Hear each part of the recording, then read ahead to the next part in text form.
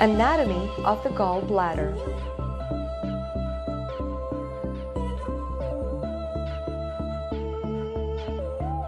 The gall bladder is a hollow, pear-like shaped, pyriform organ that lies on the cystic plate or gallbladder bed under the liver segments and primarily functions as a reservoir for bile.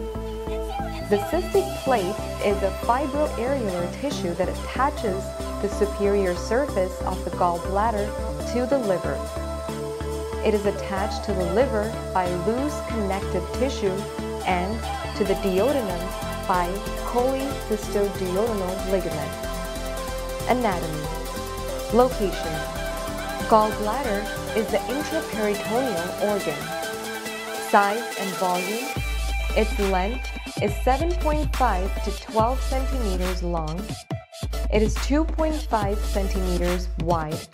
At its widest point, the wall thickness is 1 to 2 millimeters. Volume is 30 to 35 ml under normal conditions, but can expand up to 50 ml. Although if obstructed, it can distend to accommodate up to 300 ml. Composition or structure. The fundus. A clinical landmark for the fundus of the gallbladder is at the level of the 9th costal margin. Body. The body of the gallbladder is medial to the fundus and is embedded in or in contact with the gallbladder fossa of the liver. Infundibulum is the narrow portion of the body that is continuous with the neck of the gallbladder. At the junction of the neck of the gallbladder and the cystic duct, there is an outpouching of the gallbladder wall, forming a mucosal fold known as Hartmann's pouch. It is the most common site of gallstone impaction. Neck. Connects to the cystic duct, common hepatic duct, common bile duct. Function. Storage of bile. Bile drains from the liver via small bile ducts. Cholecystokinin stimulates the gallbladder to contract, which then releases bile through the cystic duct into the second part of the duodenum. Concentration of bile. Bile is concentrated by absorption of electrolytes and water. The differences between liver bile and gallbladder bile is as follows. The pH of liver bile is 7.8, whereas it is 7 to 7.6 for gallbladder bile. Water is 97.5% for liver bile and 87.5% for gallbladder bile. 2.5% solids for liver bile, 12.5% solids for gallbladder bile. Bile salts are 1.1 gram per deciliter in liver bile and 6 grams per deciliter in gallbladder bile. Bilirubin is 0.04 grams per deciliter in liver bile, whereas it is 0.3 in gallbladder bile. Sodium is 145 milliequivalents per liter in liver bile, and gallbladder bile has 130 milliequivalents per liter. Potassium is 5 milliequivalents per liter in liver bile and 12 milliequivalents per liter in gallbladder bile.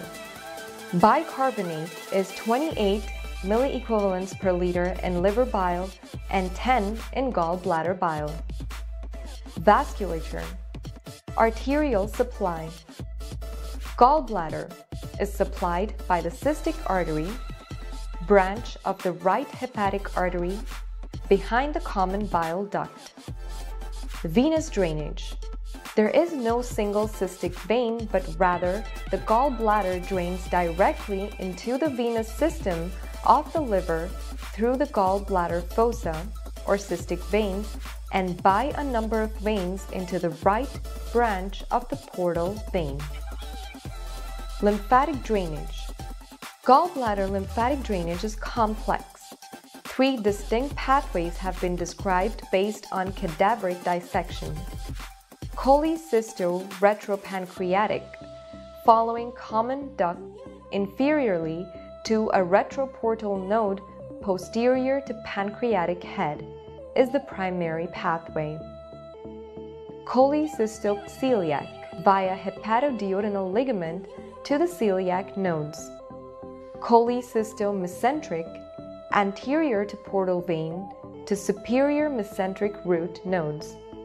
These are thought to converge at the aortocaval and para-aortic nodes near the renal veins. Innervation. Sympathetic via the celiac plexus. Parasympathetic, hepatic branch of the vagus nerve. Sensory. Fibers from phrenic nerve, hence referred pain to the right shoulder area via C3 nerve fibers. Point to be noted here is that cholecystitis causes referred pain to the right shoulder region because the phrenic nerve originates from the spinal nerves C3 to C5, which also provides somatic sensation to the shoulder area.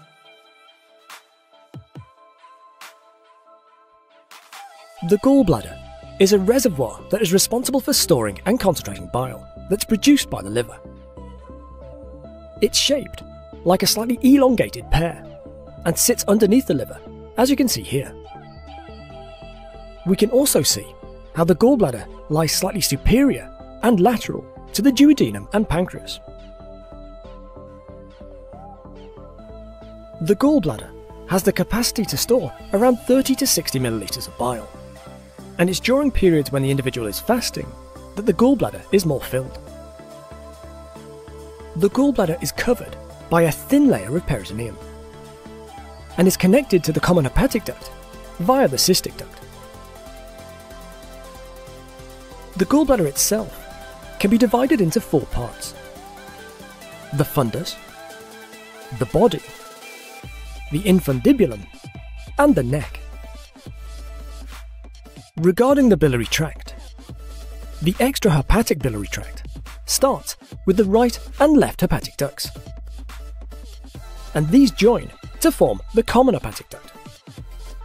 The common hepatic duct is located anterolateral, or in front of and to the side of, the hepatic artery.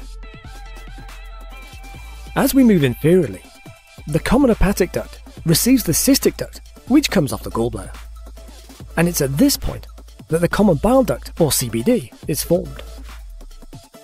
The CBD continues inferiorly, passing behind the first part of the duodenum and along the posterior surface of the pancreas, where it joins the pancreatic duct. Together, the CBD and pancreatic duct drain into the second part of the duodenum via the ampulla of Vata and sphincter of Oddi. The gallbladder stores and concentrates bile during fasting and releases it into the duodenum to aid with the digestion of fatty food. The gallbladder is able to increase the concentration of bile through the absorption of water by the specialized cells that line its lumen. This concentrated bile leaves the gallbladder as a result of the actions of the vagus nerve and also cholecystokinin, or CCK, which is released by the epithelium of the duodenum. Both stimulation by the vagus nerve and CCK cause the gallbladder to contract and expel bile.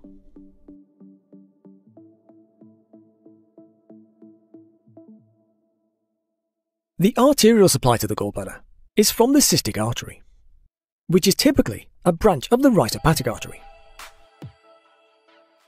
When we talk about the cystic artery, we have to think about an anatomical space called Callot's triangle, which was named after the French surgeon Jean-François Callot, who practiced in the late 19th and earliest 20th centuries. Callot originally described a triangular anatomical space that was formed by the cystic duct as the inferior border, the common hepatic duct as the medial border, and the cystic artery as its superior border.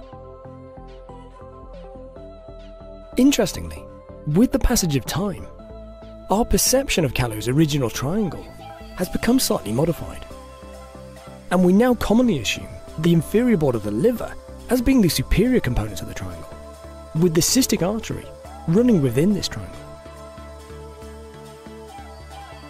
Now, whilst this isn't anatomically correct, and in keeping with what Callow originally described, the important thing to remember is that after coming off the right hepatic artery, the cystic artery traverses this space on its way to the gallbladder.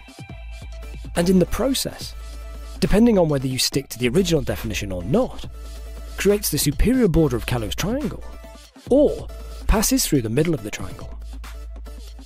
This means that when we operate on this area, for example during a laparoscopic cholecystectomy, if we can identify Callow's triangle, then we can aim to locate the cystic artery on its way to meeting the gallbladder. Therefore, we can be pretty confident that this structure that we plan to clip off and cut will not be something vital, such as the hepatic artery, common hepatic duct, or CBD, which obviously we'd want to avoid accidentally cutting at all costs. Hey there, this is Sam from Tigers Schooling, and today we're going to talk about the Callot's triangle. So this triangle right over here is called the Callot's triangle. The Callot's triangle is actually called the cystohepatic triangle, which is a small anatomical space in the abdomen. It is located at the porta hepatis of the liver, where the hepatic duct and neurovascular structures enter and exit the liver. So when we're talking about the borders of the Callot's triangle, there are two definitions. There is an old definition which differs from the new definition, but I'll go through the new definition which is in this diagram. So the new definition of the Callot's triangle would be like that, in which the apex is forming the roof. The apex is formed by the floor, or you can say inferior boundary or inferior surface of the liver. So on the inferior surface, so we will say the superior surface of Callot's triangle is the inferior surface of liver. This is the superior surface of Callot's triangle, and it's formed by the inferior surface of liver. You can find out right out there. And the medial boundary is formed by the common hepatic duct. So this is the medial boundary, which is formed by the common hepatic duct, and the inferior boundary, which is formed by the cystic duct, which is coming from your what we call the gall bladder. And the above differ from the original description of Callot's triangle in 1891, where the cystic artery is given as the superior border of the triangle. For example, this structure, this structure explains the old, what we call the old definition of the Callot's triangle, in which the cystic artery is actually forming the roof of the what we call the Callot's triangle. But according to new definition, the inferior surface forms the roof of the inferior surface of the liver forms the roof of the Callot's triangle. So these definitions vary, and the best definition is the latest one, in which the roof of the roof is formed by the inferior surface of the liver.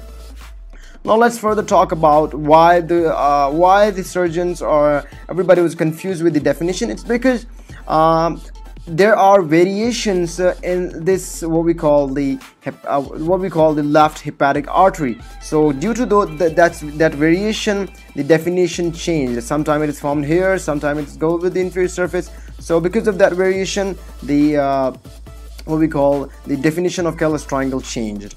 Now we'll talk about the contents of Callot's triangle. The contents of Callot's triangle include the right hepatic artery. For example, if I use the marker, so the Callot triangle includes the right hepatic artery right down there, the right hepatic artery, which is formed by the bifurcation of the common hepatic artery into right and left branches.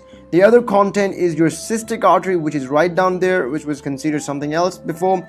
Typically arises from the right hepatic artery and transfers the triangle to supply the bladder. So your cystic artery kind of go to the bladder and supply it.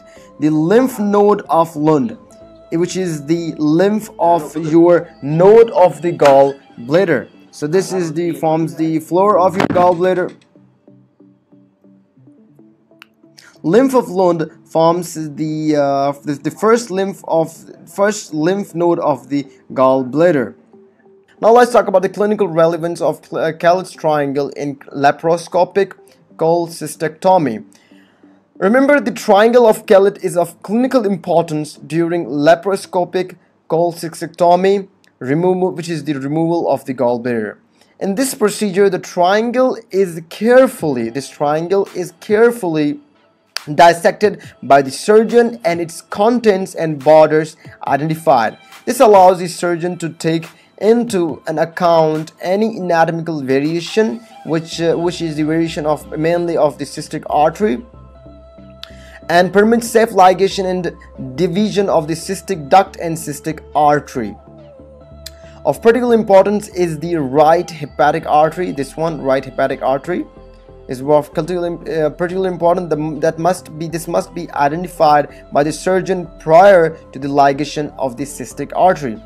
If Kellett's triangle cannot be delineated, such as in the case of severe inflammation, the surgeon may elect to perform a subtotal cholecystectomy or convert to open surgery.